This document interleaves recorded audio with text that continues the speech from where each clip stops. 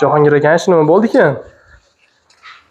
Hammaga assalomu alaykum. Jahongir akamning ishimi, mana shunday qilib 5 qilib qo'ydik. O'zi asli 5 u, biz like bosadigan qilib qo'ydikda. Yaqinroq keling. Mana qarang. Jahongir aka nima deyapti u? Niyat qilganingizga Xudo xolasa bitqizdik aka. Mana qarang. Nima deyapti aka? Arzidimi? Kutganga, niyat qilganga. Hammaga assalomu alaykum. Xudo xolasa obzorimizni boshlaymiz. Birinchi o'rinda biz nimani eslatamiz? Birinchi o'rinda manzilamiz, qayerda ish qildik, nima ish qildik. Xudo xolasa shular batafsil yoritish harakat qilamiz. Manzilamiz Samarqand viloyatidamiz, Tayyorq tumani. Endi ko'chasini to'g'risi bilmaymiz. Ko'rdilaring-a, o't yoqdik. Darvona muammosini topib olsalang, ruscha qalam qilib sekin yozaveringlar. Yozishga tayyor bo'lsalang, biz ham boshladik. 30 litrli qozon, bitta yaqin ko'rsating jigar. 30 litrli qozon va albatta 60 litrlik. Voy, mana qarang. Qanaqadir izdihom, mazza qilib, povrni chaqirib, qozonchoq chaqirish emas, povrni o'zi kelsa bo'ldi. Kamgina pichoq bilan-da. Shundoq ochiladi-da. Qozonni qarang, qozonda. Voy, bunga 125 litr ob'yom bor. Endi povr kelgani choyda ham qaynatish muammo emas-da. Povrni oldida gap soat, choyda qaynatish nima etsin? Bakimiz, nirjoyga material 60 litrlik. Krallarni ham chiqarib qo'yganmiz, chiroyli qilib. Xo'p, davomiysi. Endi obyektimiz juda kattaroq emas, shuning uchun stolimizni qilib qo'ydik. 60 sm yonida doimgidek xonadonbop 18 talik tandirimiz.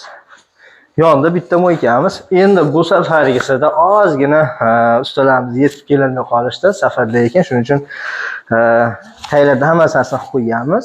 Bitta ko'rsatib oling. Endi Xudo xolasa ustalarimiz kelishib, santexniklarimiz qo'ygan, ulashib qo'yar ekan. Xo'p. Gazni shunday ochsangiz, hamma narsa ichida bo'lsa, choyni tapga etib qo'ysangiz, nima deyapti? Qarang. Gaz duxovkali, konforkamiz, mo'ykamiz, tandirimiz. Bitta mana shu joyga ozgina hali bir 3 ga 2,5 4 ga 3 mi, shuna bitta tapcham bo'lsa, ha? Atrofga qo'yib olib, oziq-ovqat qilib, mazza qilib suhbatlashib o'tiradigan bo'lsa, voy jo'ralarni 10 tasini chaqirsangiz ham sig'adi bemalol. Qarang-a, endi kafellarimiz. Nimaga buni qarang qilindi? Kafelni moloshniyga podsvet qilganmiz. Tepasi seri bo'lgan. Sababi buni ham tushuntirib ketaveramiz. Yana bitta ko'rsating shuni. Jahongir aka bitta ko'rishsin. Mana qarang. Mana. O'chmayman deyapti. Jahongir akaning ham yuragida o't baland ekanda. Xullas-kalom ko'ryapsizlar, ha? Bu kafelimiz tanlaganimiz sababi moloshniyga yaqin seri. Bu seri kafel endi modasi o'lmaydigan rangda, shuning uchun endi mana chang tegadimi, yog' tegadimi? Voy, hamma narsaga chidab beradigan narsa. Issig'igami, changiga, loyiga. Shundoq qilsangiz bo'ldi, top-tozagina. Haqiqatan ham qarang. Bitdim deb ko'rsating, nima deyapti? Tandir nima uchun on qildilaring? Bu savol tug'ilish tabiiyda. Endi shuncha narsaga bitta tandirni o'zi. Menga ham qarab qo'yasizlarmi ekan deydigan variant olib kelib qo'ydingda. Ko'ryapsizlar, ha? Yaxshilab bitta ko'rsatib bering. Keyin bizda bitta aytadigan narsamiz bor. Material har doimgidek. Bizning an'anamiz shunaqa. Nechta qish ketdi, kafel nechta o'tib ketdi, xizmat haqi qancha bo'ldi.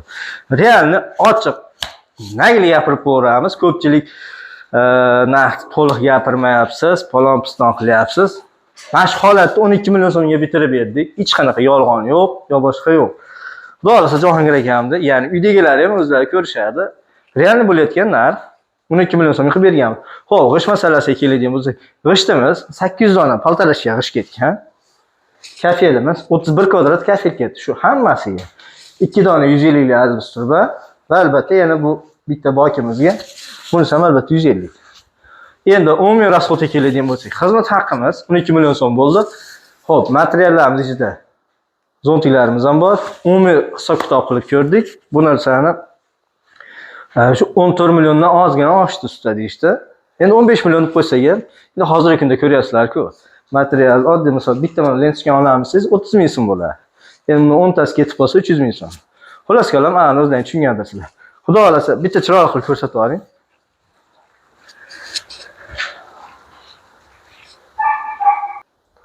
Usta, xizmat haqqinchiga nimalar kiradi? Shuni batafsil ma'lumot berib keting endi. Xizmat haqqini ichiga nimalar kiradi? Endi hozir bu yerda gapirdik. Buni yaxshi ta'kidladingiz. Xizmat haqqimiz 12 million so'm bo'lgan. Faqat xizmatimizni o'zi biz yonimizdan faqat nima olib kelamiz? Instrumentimizni olib kelamiz. Bitak, bundaqa narsalarga, ya'ni shishalarga pul tashlab bersanglar, kecha Samarqandda ko'p joyda topish muammo bo'lib qolyapti. Bu narsa vodiyda ko'p. Shuning uchun pul tashlab bersanglar, mana shu narsalarni olib kelamiz. Bu ham yonimizdan emas. Narx-navosini xudo xolasa primoy telefon qilganingizda gaplashamiz. Shu xizmat haqqi 12 million so'm bo'ldi. Aytdim, xizmatimizni o'zi xolos. Telefon qilib, usta, narx qanaqa, muncha desak, ichida materialimi demanglar iltimos. To'g'risi, juda ko'p savol uje bir kunda 12 marta, 15 marta telefon bo'ladigan bo'lsa, 10 ta savol shunaqada. Yo'q, hech qanaqasiga biz xizmat haqqimiz ichida material olib kelmaymiz.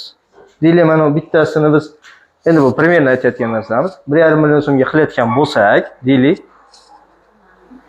buni biz qurib bitirgunimizgacha 300 ming ham qarz olib qolamiz. Bittasi 2 million so'm yetmaydi-da.